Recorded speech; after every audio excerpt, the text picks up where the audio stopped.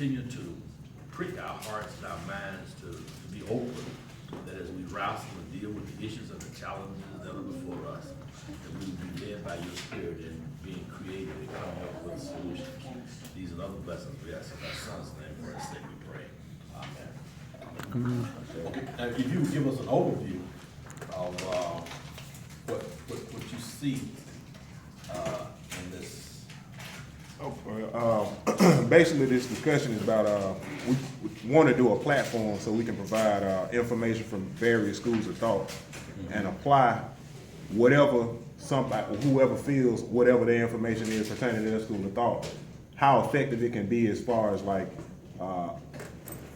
helping us out with our problems. You know, the problems we facing with can't keep the family together, going through racial issues, financial problems, spiritual issues, or mental health, diet, anything that they feel like they can, what's the word I'm looking for? Go in on and further bring to the forefront of what they feel an issue and a solution to that issue is that could help us out as a whole. So today is kind of like an open round table discussion. We try to do lecture series. Yeah, lecture series. But, we couldn't get anybody to fill this slot today, so we just wanted to open up the floor to people to see what they felt like they wanted to bring to the table as far as our liberation. That's what I call it. Because like you said earlier, we had something planned for health and survival, which will still have that lecture for health and survival. A brother named Anthony that works with the farm is gonna give that lecture, but he thought he'd be out of town today. So instead of just stop the momentum of the lecture series, I asked some people, did they want to turn it into a roundtable discussion instead of a lecture? They said that would be a good idea, just to keep conversation going and the energy of meeting here and keeping that going. So I posed that we talked about solutions. A lot of times we meet and we discuss problems and issues, but I'd rather see if we could come up with some type of solutions and make this meeting more like a huddle. More or less get some positive information that we could probably start extracting and start using as early as today, if possible. And if not, pick it up and use it today. Start making the preparations to use it as quick as possible. You know what I mean? A major topic that's out right now is the Million Man March. How does everybody feel about that? Does anybody feel that it'll be effective towards our agenda or ineffective? Is anybody planning on going, or what y'all think? Well, my views on the Million Man March, I thought it was very effective in its initial stage. However, the background work, the thoughtfulness, the planning, and the really having pieces in place to work it once everything has happened, fell null to void, and it kind of puts me in the mind of where we are or what we do as people is that many times we are event oriented. We come out for an event, and then once the event is over with, we go back to our separate places and say, oh man, did we have a good time? Now, I'm tired of having a good time. We need to begin to lay the groundwork. If you're gonna build families, you're gonna build communities, you have to have a structure, and people have to really be committed toward working toward that particular goal, which says that, and for our family structure, we have to be able to control the economics in our community. We have to control the health. We have to control the education, and we're going to have to control the safety in our communities. And right now, we are too fragmented. I remember a brother told me one time. He said, as we start looking at these generations, I know we talk about the millennials now, but I'm a part of that baby boom generation, and we came up knowing everybody, all each other brothers and sisters. Hey, bro, hey, sister. He said, now once we got into Generation X, it ain't no more no brothers and sisters. We call cousins. Hey, cuz, what's up? And so you don't care nothing about your cousin. You kill your cousin. So until we become intentional about creating those pieces in our community where we start valuing human life. And I think what was that? Mandela and in South Africa they had the term Ubuntu, which says the value of human life. You know, when we start valuing life, when we start teaching the value of life, then we're gonna be stuck in this melee we're in because all these other things that we talked about. We got to be crazy as hell. Cause look at the situation. You look at all the brothers and sisters who've been going through this war with Afghanistan and Iraq, and all of the trauma that they've gone through, and what the service is doing to help veterans deal with this. But what kind of trauma did folk go through coming out of the middle passage? What kind of trauma did we go through going through Jim Crow? What kind of trauma did we go through? The trauma we're going through now with brothers being lynched, brothers and sisters being murdered, and there is nothing to help us process that. That's it. It's funny that you mentioned that because, you know, I was talking about the lecture series. That's one of the things I wanted to address in my presentation, the psychological issue that we have that we don't usually address. Like you were saying, like I'm a veteran. I was in part of Iraqi Freedom War or whatever. And when we had to come back, we had to go through PTSD, you know, debriefings or whatever, just psychological psyche valves or whatever to make sure we were still here mentally, ready to come back to, you know, the real world or whatever. And like you said, I noticed like if you see like one of the school shootings or whatever at a white school, something like that'll happen and they'll bring in somebody, a psychologist or whatever for the white children to go through psyche valves, psych counseling to make sure that they're okay. But our children grow up in the hood, in the ghetto or whatever, with shootouts almost every night and nobody comes in to make sure that we okay mentally. Or we might go through something like what we're going through now with the sisters getting so-called allegedly murdered in jail or suicide or whatever how they want to play that off.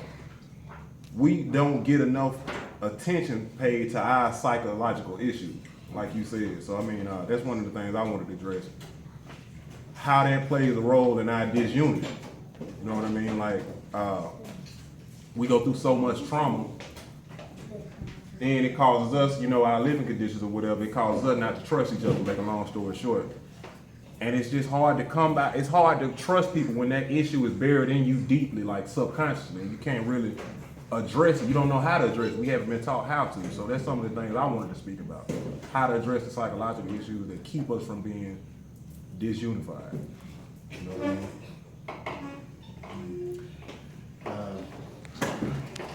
Piggyback on what both you gentlemen just said, but ladies and gentlemen, the problem that we have in this country is an educational problem. And of course, it's an agricultural problem as well. And neither one of those do we control. There's no people on earth that do not control their education prosper. And that is the case with black people. We do not control our education. Our education is being controlled by the same people that oppressed us for the last 500 years. So there's no way we can progress by not holding and controlling our education. What we need to start and this is it's been a pet peeve of mine for a very long time, is education. It's to take control of education. I hear it all the time. People will call me up looking for housing, and they will want to move to a certain area. And I ask them why. And they say, well, I want to be in Gardendale for the school system. I said, well, what makes the Gardendale school system better than Brighton school system, Alabaster school system, or Birmingham? And I hear all kind of information, all kind of foolishness, really, to be honest with you. Because the thing is that they don't understand is that there's only one education within the state of Alabama, throughout Alabama. There's no difference in the education. The only education that is taught to white kids, black kids, Asian kids, blue kids, is a European education in the state of Alabama. So what happens when a black child is introduced to a predominantly white school system? Well, they're not educated. And first, I guess, let me back up. First of all, what is education? You know, how do education translate to moving not only you, but moving your community forward? It has to be something that is instrumental and structured in such a way that it motivates you to do what you need to do for your community and self. A European education is based on individualism. That's their culture, you know. And if you know anything about European culture, you understand that there's three strong areas: domination, death, and destruction. That's their culture. That's not black culture. So let me move back up forward a little bit. So when you put a black child in a European education, the only thing that child is learning is how to provide wealth and comfort for the other Europeans, not for their community.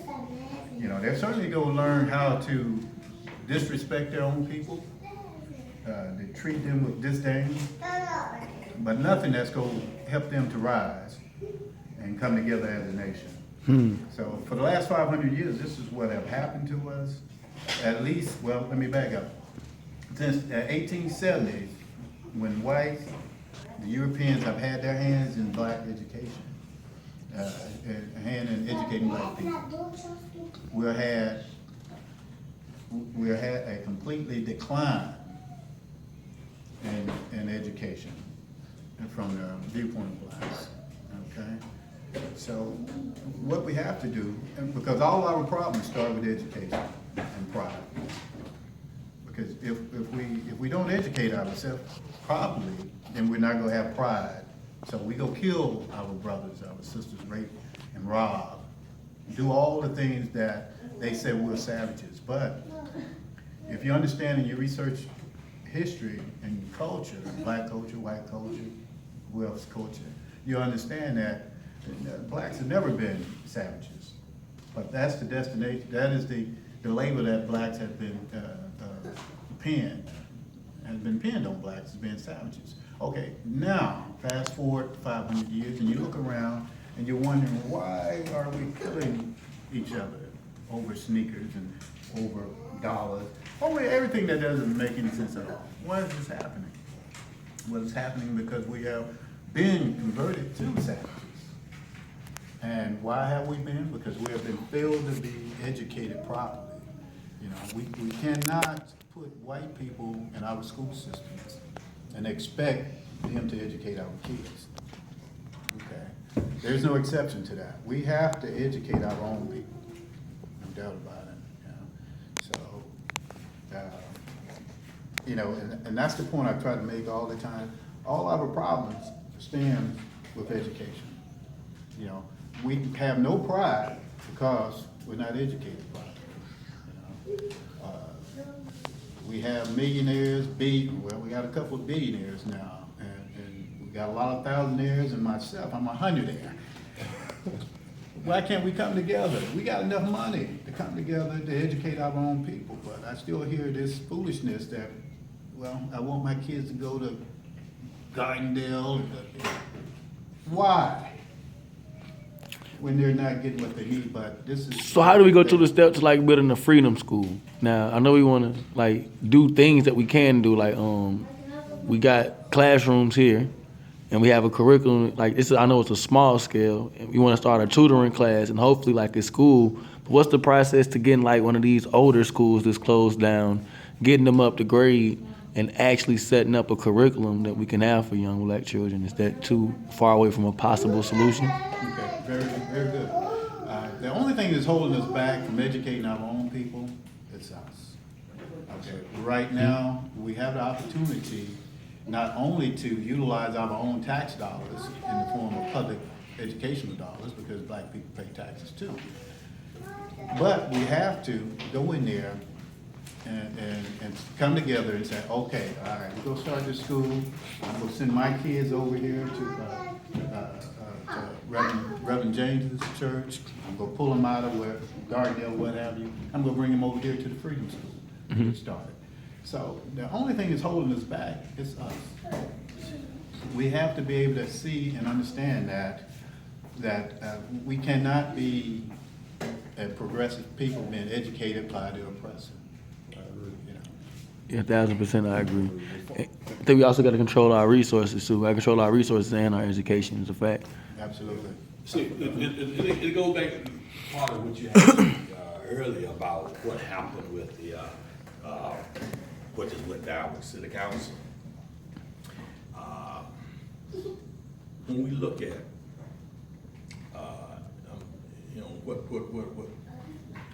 what interests me in terms of my mind is when we look at what Booker T did with Tuskegee, and we look at George Washington Carver and all them brothers and sisters who went there. It said that the president at that time wanted to have an audience with George Washington Carver. And so his students were going around and talking about Dr. Carver, the president wanted to talk to you. He said Dr. Carver wore the same suit all the time. So he said, Dr. Carver, you go buy you a new suit to go see the president. He said, what for? He said, hell, I thought the president wanted to see me. If he wanted to see a new suit, I'll send him a suit. The point being, he made a conscious decision because these major universities was trying to get him. He made a conscious decision to work with his people. I see. Now our brightest and our best think that they need to work on the plantation. I don't want to work.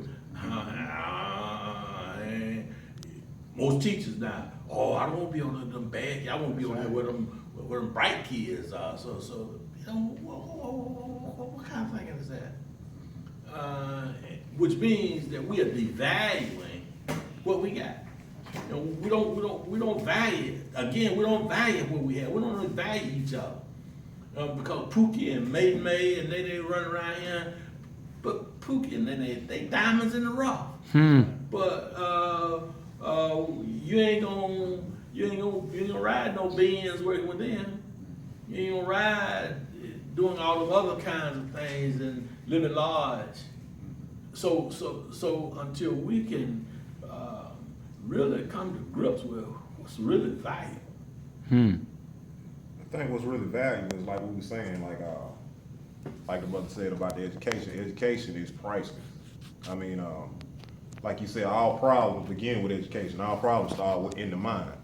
And I mean, I'm pretty sure everybody understands now that our first physical encounter with this European, our enemy, is what caused our downfall. It's causing our problems. Now, when I guess he deleted the program, so to speak, that we were accustomed to, and uploaded his inferior culture, his inferior program. So it kind of like it's taking its toll now.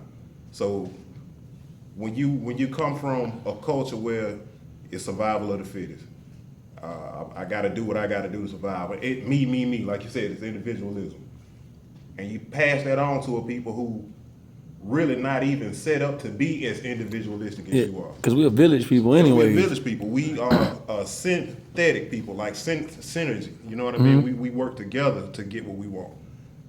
It's just not going to work like that. Our situation is not going to hands. You can't solve a problem like the old saying says. You can't solve a problem with the same thinking that caused the problem.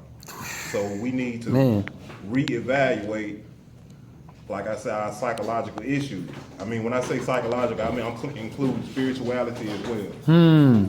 So I mean, to me, that's one of the biggest things that's keeping us in the perpetual state that we are, because the European mind works like this. It's separate. It separates things. It doesn't focus on the relationship between things.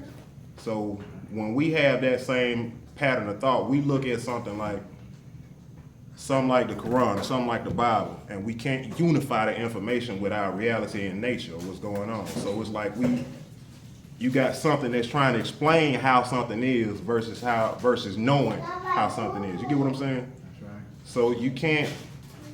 How can I put it? I don't want to downplay anybody's belief, but it's like people walking around thinking one way, they know something, when all they are is informed on something. They haven't unified the information to apply. That's why I said we need to understand our psychological issues, because understanding comes from the subconscious part of us. That part of us that we just can't tap into.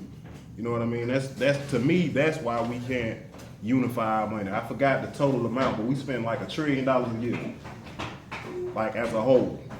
If we could understand that $1 trillion a year, we already free. Yeah. I mean, you know what I'm saying? If it was all in one spot, So, what's the way you want to look? If you want to, but I mean, an even bigger issue is people think the power is in the money. So I mean, like, if we already spending $1 trillion and we still in our predicament, that shows you that our way of thinking that power is in the money isn't accurate. You know what I'm saying? So I mean, it's just that entire European mindset has got to go. We got to replace it with our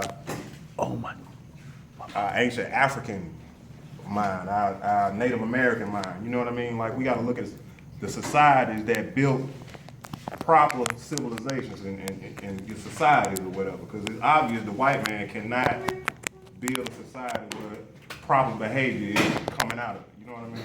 So we have to evaluate all of it and come up with a different education scheme. so what's the first basis like now? Because we know the problem is education, and I know we are a smaller group today, but what can we do to make the first steps of a freedom school, or at least a place where we can start controlling education, so we can at least educate some youth in our city? What's the realistic steps of making that a reality? Well, it's really, like I said, the only thing that's holding us back is us. And unfortunately, it's just going to take just a few like-minded people, such as that took the time out of their day to come out here today and sit in dialogue. And because blacks have been put in a position by white people that, to show me, show me something, show me. If you don't show me, if I don't see it, It ain't real. It's a good idea, but like I said, we are tangible people. Like, we ain't about a good idea. We got to see the tangibility of the idea. Right. So that's what I'm saying. How do we create a tangible product to give back to the masses and say, hey, we have it. We're not talking about it. You have it. It's here. You just got to come to the door. I think we have to put together something and package it correctly. We have to dress it up. We have to make what we're doing attractive. You know what I mean? To draw in the youth. That's what we target, the youth, really. Because I mean, you know how it is working with older people. Yeah. But things like our education system. I had to talk about this with my mom a couple of months ago. She said something that was kind of powerful to me. It's too long. It takes too long to get an education. 12 years. Well, after you go to that, if you graduate high school, right, and you go to college. My experience through college was I didn't even need everything I had thought I learned in my 12 years of going to high school and middle school and elementary school or whatever. I learned how to unlearn and relearn. You know what I mean? Like, they taught concepts. So my thing is this: I look at how somebody could drop out in the 10th grade, get to a certain age, go take their GED test, and then they go to school at 17. You know what I mean? Well, let me just say this, let me cut you right quick. And you just said it. Everything that we know in America was derived in the minds of the Europeans. Everything. Everything that we know comes from the white man's concept. Just like you said about school, 12 years. We don't have to do 12 years. But that's what white folks set up. They set up a 12-year course and then 4 years in college. So, you know, the first rule of thumb is that we're going to have to get out of that box. Exactly. Thinking like they want us to think. Hey, have you peeped how well, to me, like the 8-hour school day is something like to get you ready for the 8-hour work day. School is 8 hours. You see what I'm saying? And then it's not even about what you know, because you can be very bright, but if you don't comply to authority, they'll put you out of school. You can be the smart person in the school, but don't listen to your teacher. Right. And you could be not bright, but listen completely to the teachers. They're gonna pass you because there's no child left behind. So it's not even about intelligence and what you know. It's about how well can you comply to authority, and can you cut out for this 8-hour workforce? Because if you could split an atom when you graduated from high school, why would you go work at Walmart? Why would we have workers? So we have schools and stuff to cut out on our exceptional minds. What we look like as exceptional minds is we want workers. That's why we have these charter schools, these white private schools, and these upper class schools for our children. And if you have some exceptional bright ones in your skills, we'll weed them out, put them in our schools, but we're gonna pump them with information to make them not wanna go back to their neighborhoods. Key point, I know a sister that graduated from Harvard, and she said out her own mouth that her mentor, which was a white lady, told her, like, you know, once you graduate, you know, you from Philly, you don't worry about the community out there, like the black community out there, because basically, like, that's not your problem. The best thing that you can do for, like, your people or black people is be a personal success. So this is the type of rhetoric they'll teach our minds, that your personal success is the best that you can do for your people. Not take your information and knowledge and go back to your people and give that to them. Absolutely, and that's the thing we have to remember, and we have to teach our kids. And I know my kids coming along, that's what I've always told them, said, look, everything that you know and do was derived in the minds of white people. There's absolutely nothing what you hear other than what I tell you comes from a black person, from your grandparents or something, because this is what they told me, and this is what I'm passing on to you. But outside of the walls, the compounds of this house, everything you know and do and hear is derived in the minds of white folks. And that should, if we just sit and think about that, just like you said about the school, the 12 years of schooling, that's a white thing. White folks came up with that, you know. What we eat, same thing. You know, how we dress, you know. I can remember a time, and I'm sure Kevin, you can too, when we used to have black ball leagues. We owned our leagues. We owned the teams. But now, we don't own anything. We just go play by their music, dance by their music. We have no ownership in anything, because all this was derived in their minds, and we're falling for it. You know, it's just taking away completely everything. See, I think it's also the illusion of inclusion that makes us feel so satisfied and almost slow moving, because you'll see, like, there's always that rich black guy. So you can say it ain't bad because he got it. And there's always that poor white guy they can put out there. So you can say, well, he white and he poor. You see what I'm saying? The major behind the mind. Exactly. But if you look at, like, the pure numbers, you can see the disproportion of the numbers. You see what I mean? Like, if you look at something just like the prison population, we 12% supposedly of America's population, but 60% of the prison population. So you can't even begin to tell me how many poor whites are in jail. It's supposed to be in comparison of the blacks in jail if we're 60% and only 12% of the pop. But they'll magnify and be like, well, that's race baiting. There's 1,000,000 whites in jail. So if there's 1,000,000 whites, how many blacks are there? And how many blacks are there in the country alone? So I think a lot of our problems are there's an illusion that is not a big problem, but it's a major problem. Let's look at Hoover and Fairfield alone. In the Hoover education rate for men, for mostly white boys, the graduation rate is like 90%, close to 90%. If you look in the black community, it's like 55%. That's a glaring difference. It's a pitiful difference, and I feel like that's intentional because I don't think that them people in Hoover are that much smarter than the people in Fairfield. So it has to be something in the felon of an education on our side of the town intentionally, which reinforces why it's like a must that we start this school like as soon as possible. I think also that, for the most part, the kids are a lot smarter than their adults. Because a lot of times kids understand when they go to school and something is